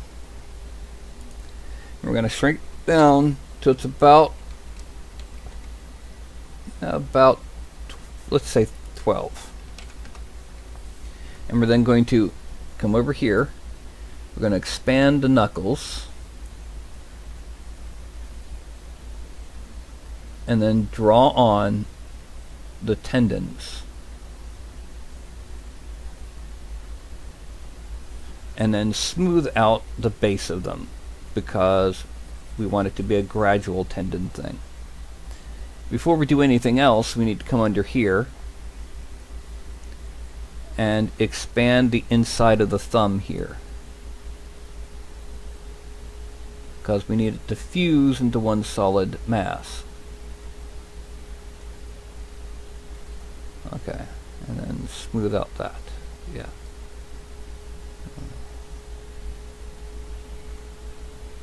Okay. Then, using the index as a guide, we see we need a knuckle here and a knuckle here. We're going to make sure that these meet the end of the finger. And we're going to go forward, even, back. And forward, even, back. We're going to smooth right along the space between the knuckles. And while we're working on these knuckles, we're going to get stared at by a crazy little white fuzzball who's 13 years old and needs to learn that she can do things on her own and doesn't need Daddy's help. And then we're going to blend the bottom edges of these knuckles. And then finally go to slash. We're going to drop it to 12. Z sub intensity of about 13. And then we're going to draw the spaces in between the knuckles, or in between the fingers. Just remember, if you ever have to make a decision, try to make the errors on making the middle finger bigger or thicker and the little finger smaller and thinner. It might get exaggerated away from reality, but it looks more realistic that way than it does with all of your fingers even. There's inflate. We're going to inflate right along in here too. Okay, now we're going to go to the other hand. We're going to expand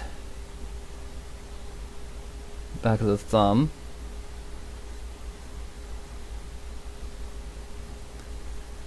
And that's going to cement this whole area in here. Smooth it a bit. And then, just to make this a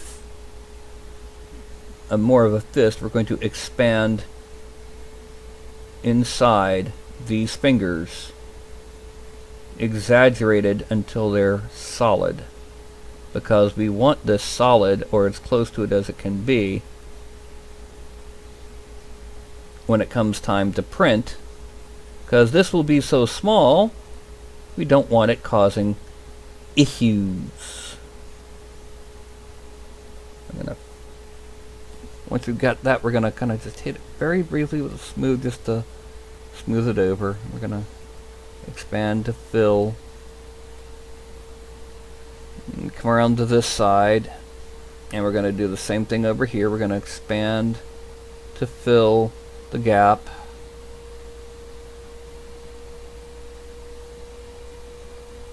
And then we're going to hit with a smooth just to smooth it out some. This will eventually get completely smoothed over when it comes time to Dynamesh the finished version. Anyway, now we're going to do our knuckles and draw them down the back of the hand. One thing to remember when doing this is that this side is wider than this side. The knuckles are wider than the point that those tendons emerge from. So they kind of come in just a little, not a lot, not like some, and just a little faint more up near the top. Okay, then, once again, we use our index finger here to judge that we need another knuckle here and another knuckle here. And then make sure that they go all the way across the finger. And then forward, even, back, forward, even, back. And we smooth our finger joints. Mostly it's just one line should be enough at 100%, especially on a more knobbly hand like a man, or a very knobbly hand like an orc or an ogre. But if it doesn't seem to be enough, don't worry. Alright, then we take the slash tool, and once again we're going to draw in between these fingers.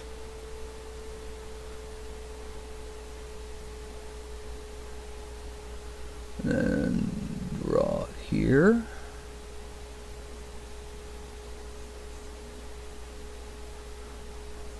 And then here.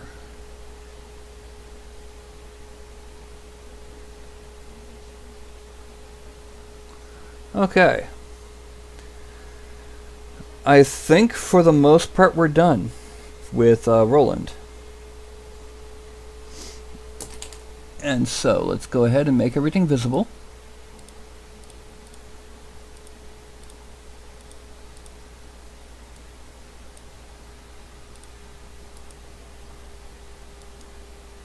Okay. Now about the only thing left to do to him is, like I said, those gems. So we're gonna close in on the spear blade, and we're going to insert gemstone. I've added a few things since last was seen. Depth. Okay, good. We're gonna start in the center, right about where the the ferrule leaves the depths of the fuller, which would be about here. And we'll go a little bit higher. And we're going to just make a gem. That covers most of that. And we're going to split unmasked, because we're going to need to subdivide those. Actually, no. Delete it.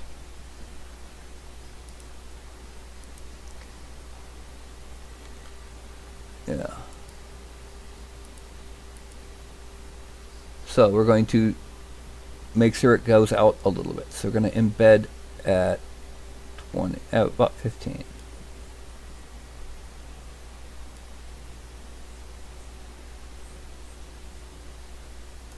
There we go. Split unmasked.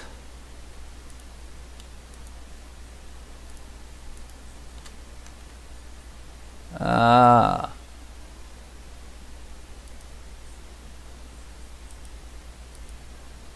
I see what happened.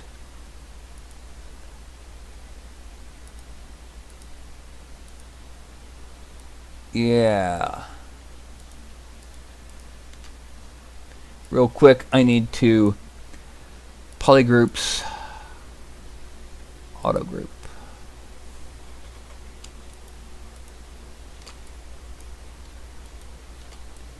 And then geometry,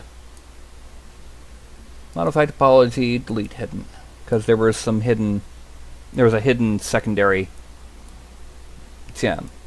Now go back to the spear, go to the back side of it and do the same thing. And split unmasked parts. And we're going to merge these two together and dynamesh, subdivide it a couple times till they're smooth.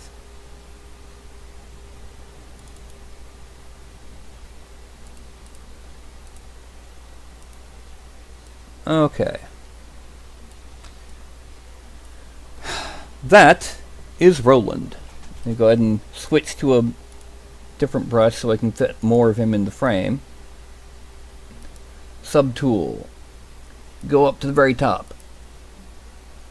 And we're going to merge down repeatedly until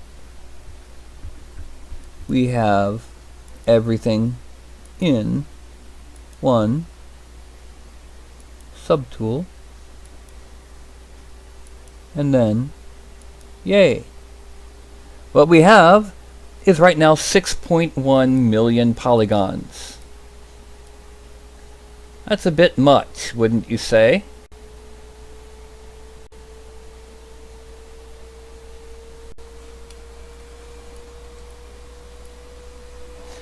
So instead, what we're going to do is we're going to geometry. And we are going to Dynamesh it at 1024. Closing any holes.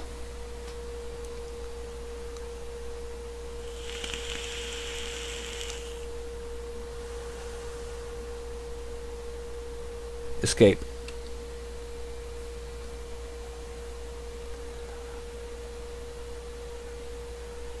Wait for the program to respond. And while it does that, let's go ahead and go to here. That was not a good sign. Yeah.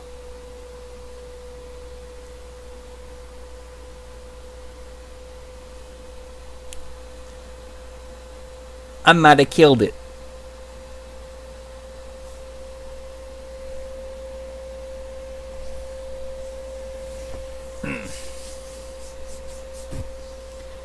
That's not a good sign, is it? No, it's not. Oh, thank God. It switched back. It's done. Okay. What I needed to do, although it did successfully Dynamesh. Yeah, it did. Good. Oh, thank God. I was just scared about the fact that the holes on the chainmail were going to be open. Now, just to double check on him, I know I've told you this many times, zoom out to be of the height he's going to be and check the details. And sure enough, pretty much everything I sculpted on here is clearly visible. Wing shapes on the spear are visible. The hair, the whole 9 yards. The chainmail is visible. So yay. And then what we're going to do now is we're going to decimate it.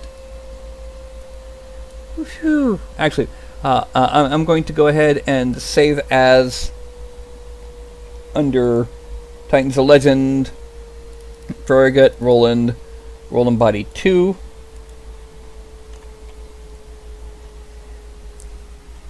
Now see, everybody, it's a good idea to save what you're working on, ain't it?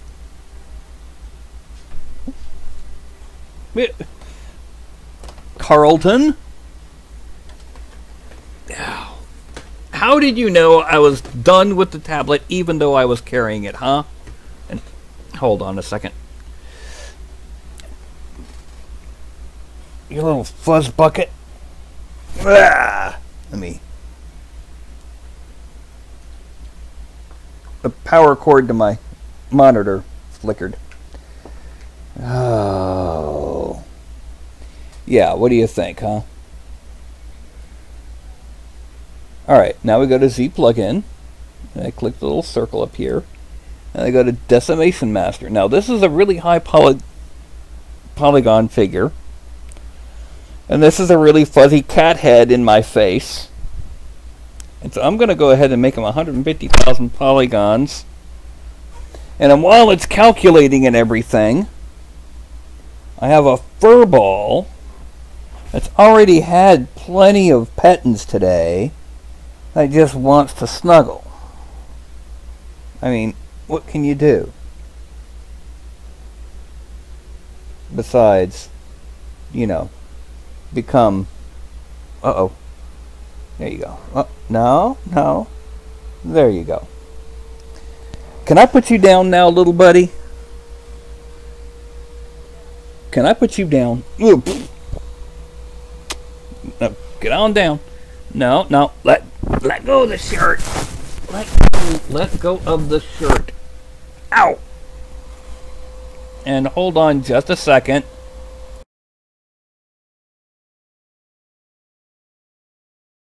Sorry about that. And it's about 50%. Yeah. like I said, that is Roland the Paladin.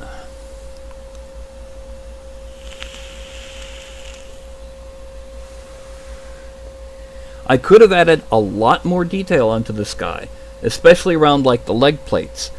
But I have a philosophy. I believe that for every large patch of high detail, like chainmail or those winged plates, you need patches of low detail to rest the eye, such as the cloak, although you could probably paint a pattern on there, or the leg plates, where again they could still have the basic steel structure.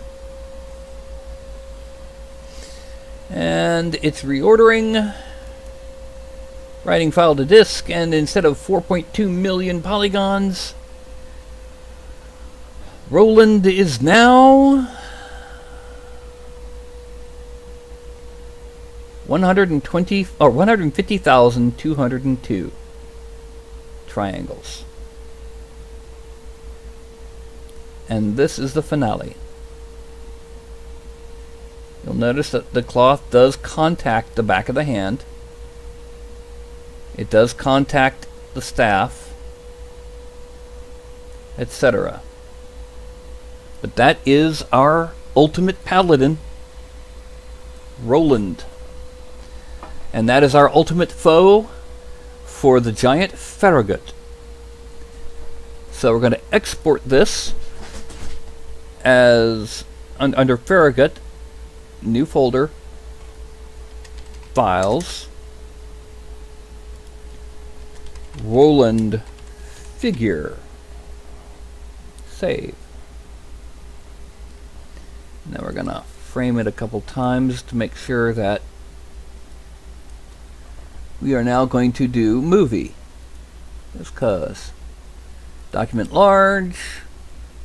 Title image of 0 fade in, 0 fade out. We don't want any title image. We don't want any overlay image, so we're dropping that to 0. Modifiers playback of 24. And now we hit turntable. And this is a nice 360-degree view. Hello, Carlton. Of Roland the Paladin. Do you mind, little furball? I know you love your daddy. But I'm busy. Let me put you down. Ah, I swear.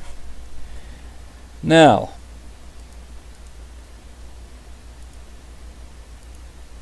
so the Kickstarter is going to take a while. I've got a lot of work to do on it. And it's going to be everything. Like I said, I've got to do a minimum of 5 basic giants and all of their accessories, including characters like Roland and Beowulf, standing stones, villagers, all sorts of us, even giant cattle. Imagine dire Cape Buffalo. Yes, not just Cape Buffalo. Dire Cape Buffalo. Ooh. But since I'm pretty much having to do everything by myself, and I got delayed by almost 2 months by a concept artist who just took forever, and we ended up just scrapping the contract. It was just ridiculous.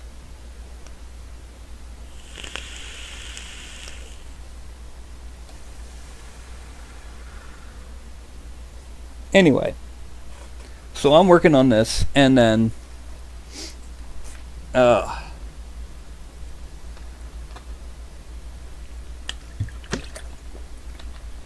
yeah. Oh, wait a minute, that's the old soda.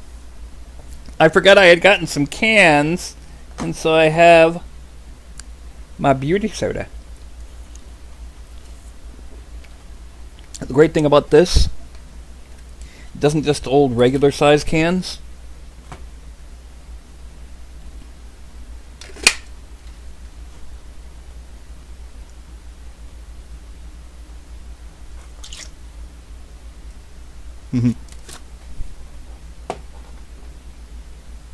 Anyway. So that was Roland.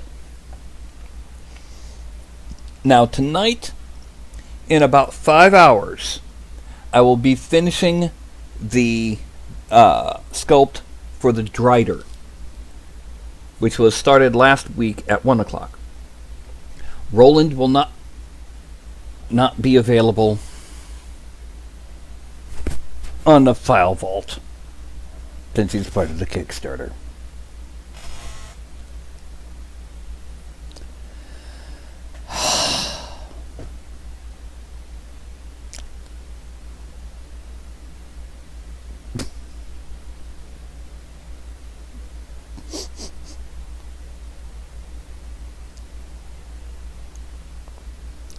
Yes, you're such a feral, wild cat that doesn't like people, aren't you?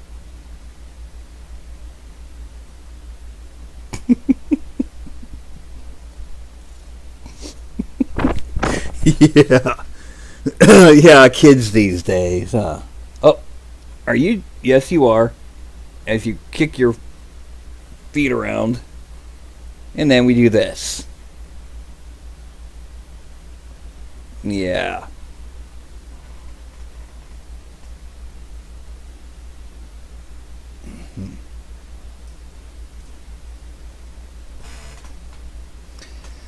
Well, anyway, it's about 8 minutes after 3. So I'm going to put the fuss bucket down. And then I'm going to be doing my usual 5, 4, 3, 2, 1 countdown. Everybody ready?